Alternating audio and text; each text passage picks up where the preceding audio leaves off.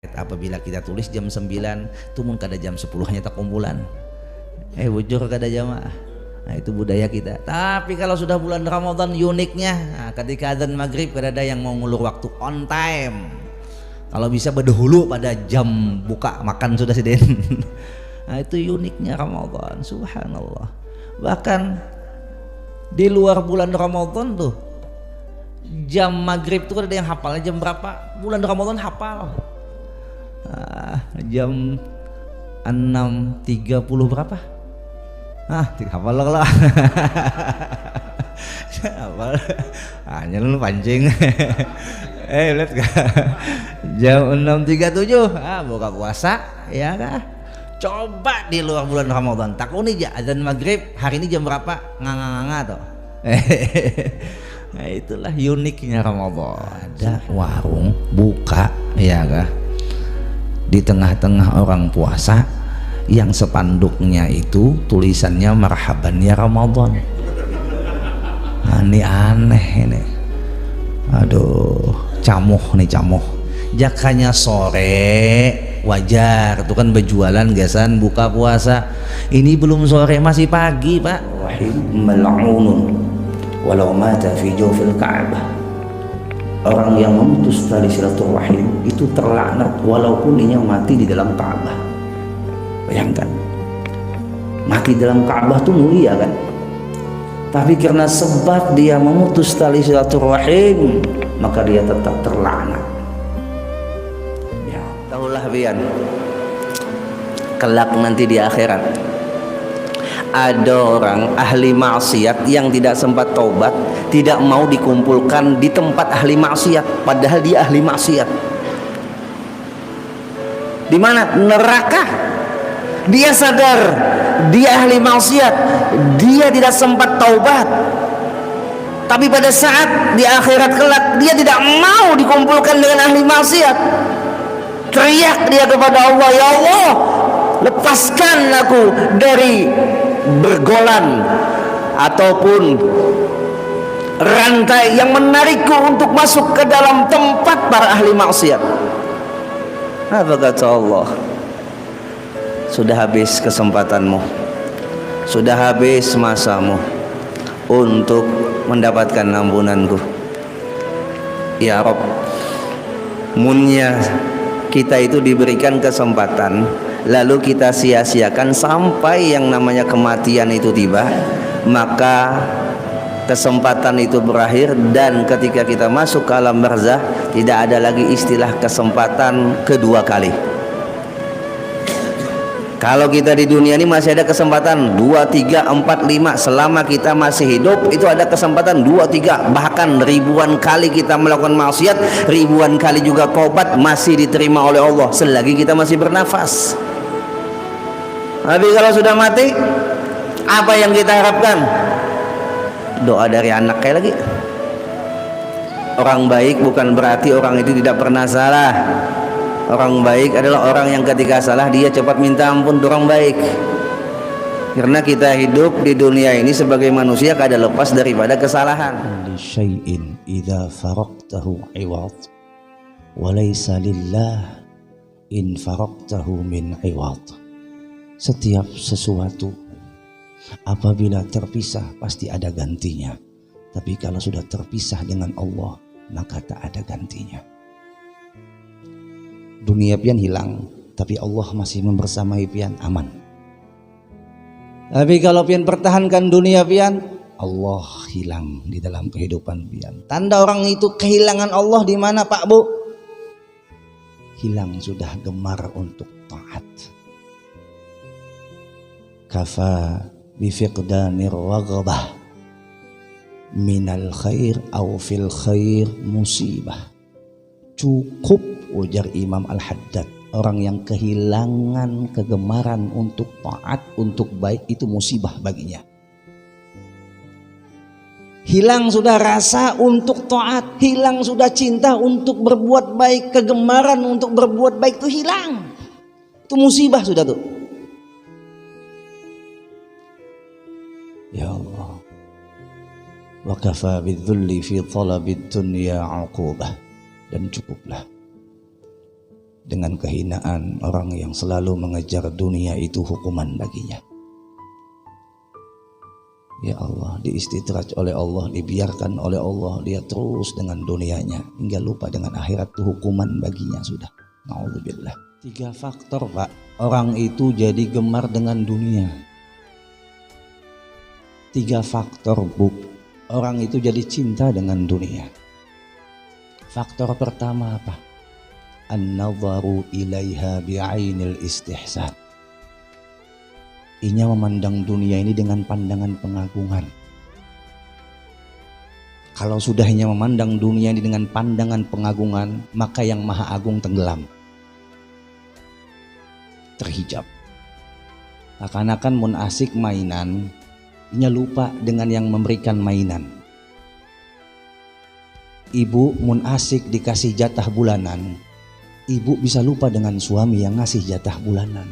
Sampai ada ibu yang ngomong begini, ditanya oleh kawannya, Bu, suaminya nggak pulang? Ah, nggak apa-apa nggak pulang, yang penting duitnya jalan. Ada nggak seperti itu?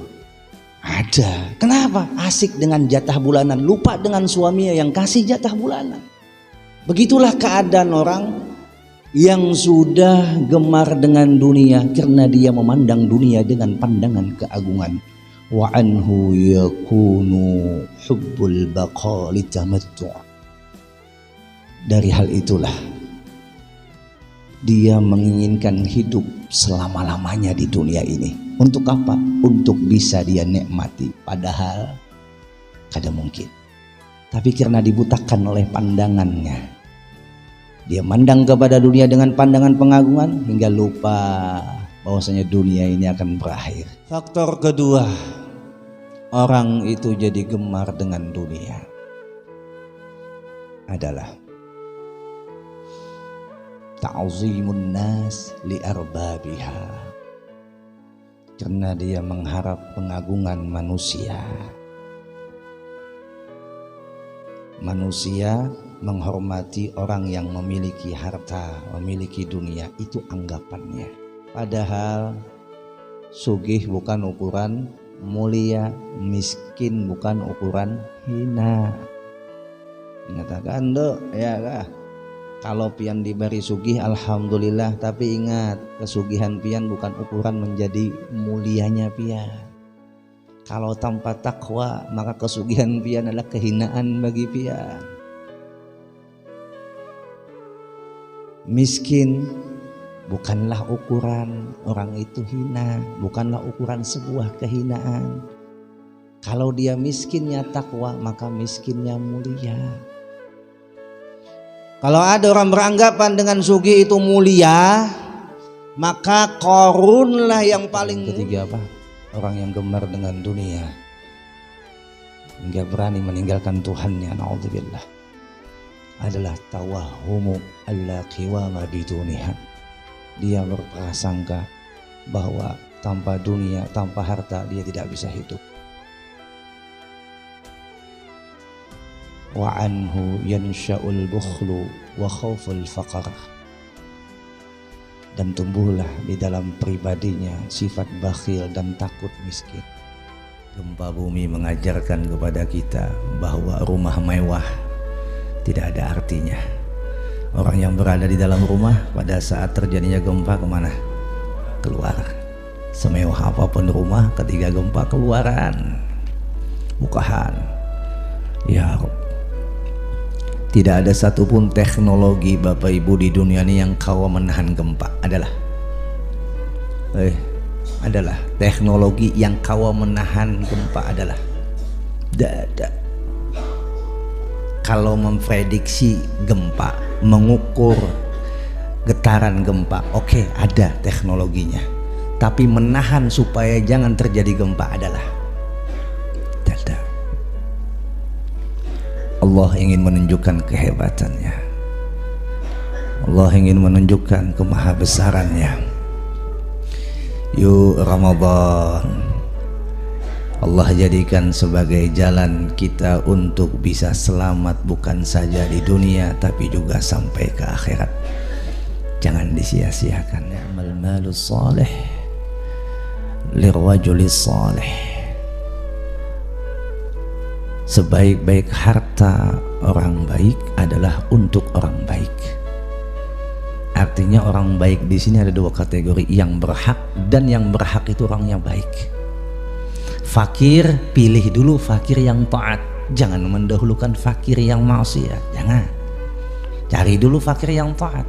Kalau seumpama kada ada lagi fakir yang taat, semuanya yang ada tuh fakir yang maksiat, yuk kasihkan, tapi niatnya apa? Untuk dakwah. Sambil dikasih asupan jasmani, masukkan juga asupan rohani. Asupan jasmaninya lewat harta, asupan rohaninya lewat nasihat. Ad-dinun nasihat, jangan malu untuk memberi nasihat. Agama itu adalah nasihat. Kita memberi nasihat bukan berarti kita sudah baik, dah. Kita memberi nasihat adalah semata-mata hendak menyampaikan apa yang disampaikan Rasul. Itu aja. Kalau kita menunggu diri kita baik baru menyampaikan, pasti beratan kada ada yang kau menyampaikan, karena manusia kada ada yang sempurna. Jadi ketika kita ngasih uang kepada mereka, baik itu di lampu merah, kasih uang, nak sembahyang nak lah, jolong duit. Setelah itu mau dia ngikut nasihat kita atau tidak, itu urusan mereka. Yang penting urusan kita sudah kita sampaikan. Dan Nabi senang sekali kalau ada umatnya tidak sungkan, tidak segan dan tidak malu untuk menyampaikan ladaina fa faqat kullu mu'jizatin minan nabiyina ja'at wa lam tadumi. Damat, kekal, ladaina, pada kami, fa faqat kullu mu'jizatin, mengalahkan semua mukjizat nabi-nabi yang lain. Kekal bagi kita itu Al-Quran mukjizatnya. Daripada Nabi Muhammad, mukjizat yang dikekalkan sampai kiamat adalah Al-Quran. Tidak sama dengan mukjizat nabi-nabi yang lain. Ija'at minan nabiyina ija'at walam tadumi, yaitu nabi-nabi yang lain ketika datang itu mukjizat, maka hari itu saja dia dapat itu mukjizat, setelahnya hilang. Walam tadumi, tidak dikekalkan. Tapi Al-Quran sampai sekarang masih ada. Mukjizat yang kekal sampai kiamat adalah Al-Quran. Pian atau kita kada hidup di zaman Nabi, kada menyaksikan mukjizat Nabi di zaman itu, tapi kita hidup di zaman ini bisa menyaksikan mukjizat Nabi. Itu Sudah Al-Quran. disebutkan tuh bahasa-bahasa mereka yang nyesal. Wa qalu law kunna nasma'u aw na'qilu ma kunna fi ashabis sa'ir. Mereka berkata, law kunna nasma'u aw na'qilu, jikalau dulu kami mau mendengarkan dan mau berpikir, maka kami saat ini kada masuk ke dalam neraka sa'ir. Jika mau bahar itu mendengari nih papadahan guru, papadahan nabi, papadahan Quran, maka kami tidak akan masuk ke neraka sa'ir. Ya Allah. Di dalam perkataan Imam Ibnu Athaillah yang lainnya itu disebutkan ihalatu kal a'mal ala wujudil faragh min ru'unatin nafas, min ru'unatin nafas.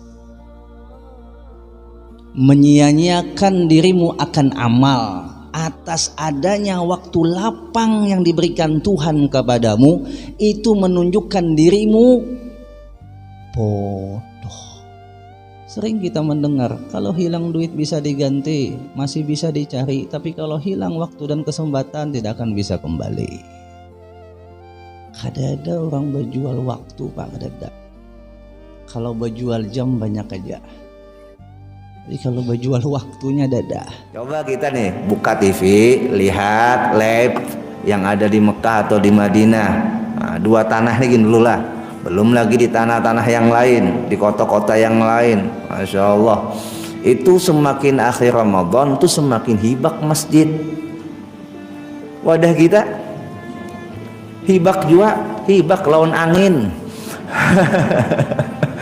Allah, jamaah. Nah ini nih, yang kaya ini nih, sebenarnya loh memberi supan lawan kita loh, iya kan? Di saat mereka berlomba-lomba di final, berlomba-lomba di penghujung, kita malah mundur teratur di penghujung.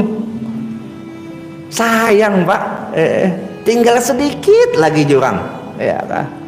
sabar, tuntung akan. Ya, tapi yang namanya ngalih jangan sampai 20 Ramadan, 15 Ramadan tadi sudah habisan dah jamaahnya. Tahu di sini sama aja kah? Oh, sama di sini. Masya Allah. Ustaz, apa bedanya sholat sunnah di masjid dengan di rumah? Bedanya kalau menurut syarak, afdalnya memang di rumah. Sembahyang sunnah itulah afdalnya memang itu di rumah. Tapi karena untuk memperdapati kekhusyuan atau dalam bahasa fikih lidaf'il kasal, menghilangkan rasa malas, maka lebih utama berjamaah. Mun sorongan malas, ya kan? Lalu berjamaah itu membuat kita rajin, maka lebih afdal kita melakukan sembahyang sunnah berjamaah. Kecuali yang melakukan sendiri di rumah, rajin, khusyuk seperti Nabi, silakan. Sebuah qasidah dalam buah syair itu disebutkan, fadhil ashru kana an-nabiyul karim idza dakhalat abadan la yanam. Apabila masuk malam 10 akhir Ramadan, adalah Nabi kita Muhammad sallallahu alaihi wasallam abadan layanam, kada baguringan setiap malamnya. Coba pian pikirkan, Nabi itu sudah dijamin surga, hakun balapah-lapah bagadang beribadah. Kita yang kada dijamin surga, aduh, nganyak bana guring seolah surga sudah di tangan. Nawal i'tikafa ila yaumi 'id. Nabi kita itu berniat i'tikaf setiap malamnya sampai hari raya. Bagana di masjid jadi. Wa aiqaz nisaa alaihi salam, dan juga sidin tak lupa membangunkan bini-bini sidin, membangunkan keluarga sidin. Dzaka nabiyyuk wa la dzambala katsirud du'a wal buka fi dhalam. Begitulah keadaan nabimu yang tidak punya dosa, banyak berdoa dan menangis di keheningan malam. Bagaimana dengan kamu yang banyak dosa? Adakah menangis di keheningan malam? Nabi yang tidak punya dosa setiap malamnya tambah lagi di malam 10 akhir Ramadan beliau banyak berdoa dan banyak menangis di keheningan malam. Ya Allah, Pak, Bu, kita itu kadang kawa menangisi dosa kita yang kita lakukan, tangisi diri kita. Kenapa kita kadang bisa menangis atas dosa-dosa yang kita lakukan? Hati keras yang mengolah kita itu kadang mau menangis atas dosa. Pian bertamu bos saja kada purun, kada tega, kada pede memakai baju rigat. Masa pian pede karena bulik ke akhirat membawa awak berlumuran noda dan dosa di hadapan Tuhan. Pian bertamu orang yang pian cintai ya kada sanggup pian mun awak pian babau. Kada pede pian bertamu orang yang pian cintai dalam keadaan yang kada baik. Bagaimana pian bisa sanggup bertamu Tuhan dalam keadaan yang berbau dosa satu yuk di bawah bulik? Walayyazubillah. Ayo, insya Allah kita bisa. Semangatkan diri pian untuk menjadi pemenang di Ramadan tahun ini. Semangatkan diri pian untuk menjadi orang yang hebat di Ramadan tahun ini. Biar iblis syaitan menangis sejadi-jadinya dan Nabi Muhammad tersenyum bahagia, orang tua pian tersenyum bahagia. Walaupun ada seorang anak mengatakan, buat apa aku menangisi orang tuaku yang sudah meninggal, karena aku tidak pernah menyakiti hatinya. Enak. Walaupun kamu tidak pernah menyakiti hati orang tuamu, tapi sudahkah kamu membalas jasa-jasa kedua orang tuamu? Nih bulan untuk kita berlomba-lomba membalas jasanya puitan. Kalau pian minta maaf lawan ulun, insyaallah dan seyakin-yakinnya ulun pasti memaafkannya. Tapi kalau pian minta THR lawan ulun yang minta maaf. Karena ulun bukan bos pian, bukan juga suami pian. Mintalah THR lawan Tuhan. Mintalah THR lawan Allah. Malam Lailatul Qadar minta THR lawan Allah. Allah yang ampun dunia. Ya Allah, nak minta apa biar lawan Allah dikasih, Bu. Allah ya Jawad, Allah Maha Pemurah. Tidak ada makhluk yang bisa mengalahkan kepemurahan Allah.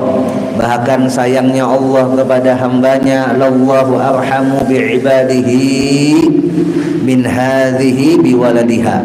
Ujar Nabi, demi Allah, Allah sangat menyayangi hambanya melebihi sayangnya babinian atau seorang ibu kepada anaknya. Ya kah?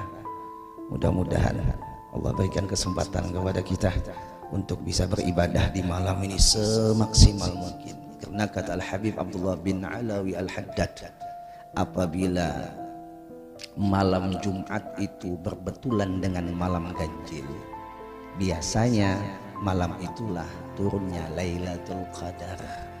Itu menurut Al-Habib Abdullah bin Alawi Al-Haddad.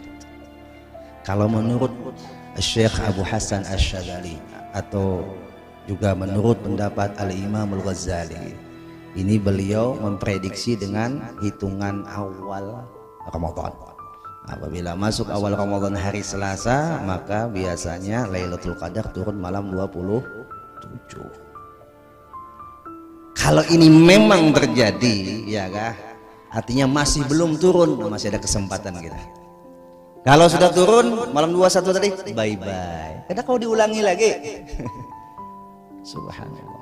Tanda-tandanya malam itu adalah malam Al-Qadar disebutkan di dalam hadis, Lailatul Qadar lailatun samhatun talaqatun la baridatan wala haratan. Di malam Al-Qadar itu, Pak, ya kah, malamnya lembut tapi terang, cerah. Lembut. Kalau pian ikut Qiyamul Lail setiap malam dari malam 21, pian rasakan aja, pasti pian akan menaungi malam yang lembut ini. Tidak terdengar suara jangkrik, tidak terdengar suara lolongan anjing, tidak terdengar suara binatang apapun. Sepi, Pak. Habis itu la baridatan, malamnya itu kada dingin, wala haratan, juga kada panas, sedang. Tusbihus syams, itu terbit matahari, ya kah? Sabihatuha dha'ifatun hamra. Cahaya matahari terbit di pagi harinya itu terangnya agak kemerah-merahan. Terangnya itu agak kemerah-merahan. Tapi kalau tanda kalau sudah terbit matahari agak kemerah-merahan baru kita bisa lihat, nyesal kita, Pak. Karena tandanya terakhir, kita nggak bisa lagi bergulik. Kalau malamnya kita merasakan tandanya ada, kita masih bisa memperdapati. Ya Rabb. Kayak apalagi lah Nabi kasih tanda sudah. Walaupun Allah tidak ngasih kepastian kapan Lailatul Qadar itu turun di setiap bulan Ramadan, tapi Nabi dengan tulus kasih sayangnya kepada kita memberikan tanda-tandanya. Masih saja tidak terpanggil kita untuk memperdapatinya, rugi Pak, rugi. Sayyidina Ali pernah mengatakan, man hadzal maqbul fanuhanni wa man hadzal mahrum fanu'azzi. Siapa yang diterima amalnya di bulan Ramadan ini maka selamat baginya, dan siapa yang tercegah tidak mendapatkan kemakbulan dalam Ramadannya alias tidak menang Ramadannya, maka fanu'azzih, kami akan takziahi. Layaknya dia sudah mati sebelum mati, nggak ada manfaatnya baginya hidup karena Ramadan telah disia-siakannya. Supaya kita tidak terlahir dari orang yang paham agama. Yuk, orang yang paham agama itu harus lahir dari kita.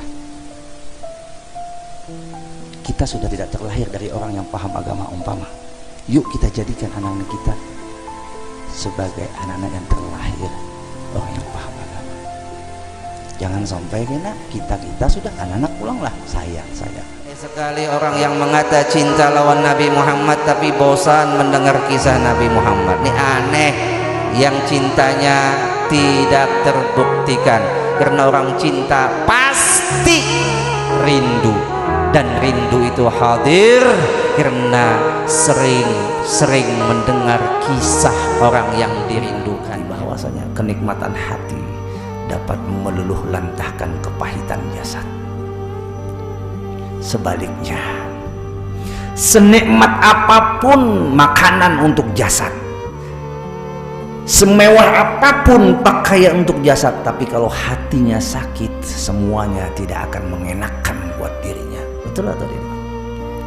Bu, pian dijulung jurang makanan paling mahal di dunia ini, paling enak di dunia, tapi ketika pian dipisahkan dengan orang yang pian cintai, entah anak pian atau suami pian, maka makanan itu terasa pahit. Kenapa? Hati pian sakit. Sakitnya kenapa? Terpisah dengan orang yang pian cintai. Subhanallah. Begitu juga Ramadan. Orang yang sudah mendapatkan nikmatnya Ramadan, dia akan menangis sedih ketika Ramadan meninggalkannya. 27 sudah, Pak Bu. Orang yang sudah merasakan kenikmatan Ramadan, jatuh cinta dengan Ramadan, menunjukkan jatuh cinta kepada yang menjadikan Ramadan. Kalau dia jatuh cinta kepada Ramadan, yang di dalamnya ia taat, yang di dalamnya dia ibadah, yang di dalamnya dia menggapai ridhonya Allah, mendapatkan rahmat Allah, mendapatkan ampunan Allah, mendapatkan pembebasan diri daripada siksa nerakanya Allah, maka dia mendapatkan cinta yang sesungguhnya, yang ketika berpisah dia akan bersedih.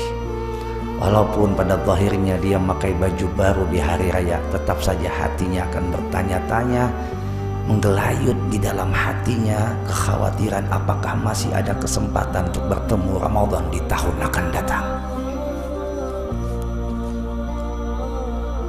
Ya Rabb.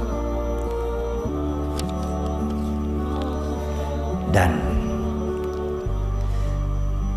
terhijabnya kita dengan yang mencintai kita secara pasti dan kita mencintainya, itu tidak ada yang paling menyakitkan buat hati Bapak Ibu bagi orang yang arifin, yang ma'rifat, kecuali terhijab dengan Tuhannya. Itu yang paling menyakitkan dah. Wa ma'adzabi adzabi illa hijabi, dalam sebuah syair yang sering disenandungkan bubuhan nasyid ketika berzikir. Wa ma'adzabi adzabi, tidak ada azab atau siksaan bagiku kecuali aku terhijab dengan Tuhanku. Itu azab bagiku. Tanda orang itu terhijab dengan Allah Bapak Ibu, dia tidak lagi mampu mensyukuri nikmat Allah, dia tidak mampu menggunakan nikmat Allah di jalan taat.